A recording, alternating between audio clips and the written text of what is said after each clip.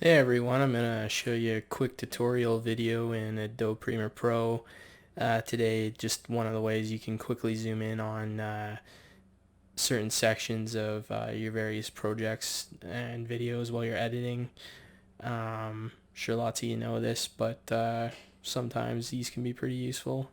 So when you import your clip or start your project again or whatever, just make sure you've got it selected and head over to your effect controls, over to motion, hit the drop down tab, and then you'll see these little clocks, kind of little old school clocks on the side here next to your position and scale with your various different values. Make sure you're at the start of your timeline here in both sections, and yeah, essentially hit both of these, toggle animation, and go to where you want the end frames created. So generally at the edge of your project or whatever it might be, you can have it wherever it will start. And then yeah, you basically decide, like, we'll just scale these up together. I'll bring it up onto this bird here.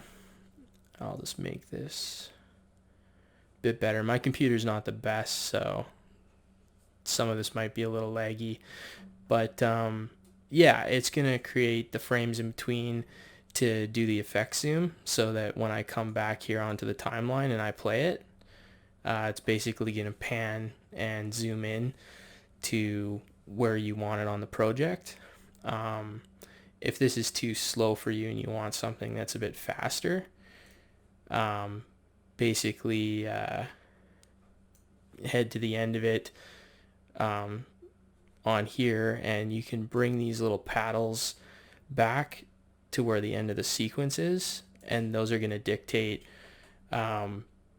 basically the space in which it has to create the keyframes. So if I go back here and I play it, it will be a bit faster. And you can change that however you want.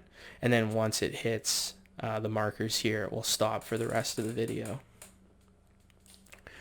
So yeah, that's basically how you do like a quick zoom, and you can fool around with it. There's lots of little like tricks and sneaky things you can do by adjusting values and cutting various sections of your video and things like that. You can have all kinds of overlays and zoom in effects that you can do this way.